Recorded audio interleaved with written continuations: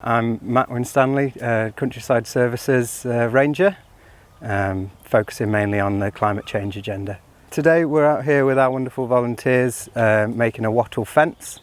It's a lovely sustainable practice coming from hazel that we've coppiced around Denbighshire. Wattle is the weaving of hazel or willow into a structure often used in fencing and hundreds of years ago, we're talking medieval times here, used as interior walls as well. Wattle and daub might be a term that people are familiar with.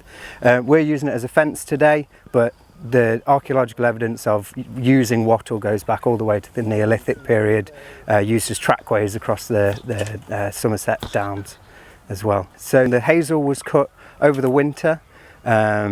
It's come from our local coppicing, which is a regenerative woodland technique. We've cut the young hazel shoots. We've then taken them to something called a writhing post of wood with a metal blade on the top, where we've split it into long sections. That took us a day with our volunteers. After that, we've cut them to length. We've then hammered in stakes, and we're now weaving them in and out of those stakes to create the structure.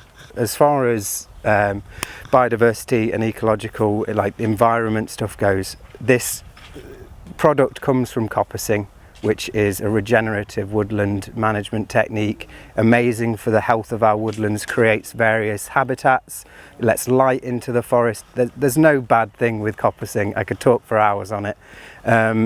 As far as actually what we're creating here, we're using a natural product. It's biodegradable. It blends seamlessly with the landscape. We're creating height for our fence to allow for wildlife to move underneath it.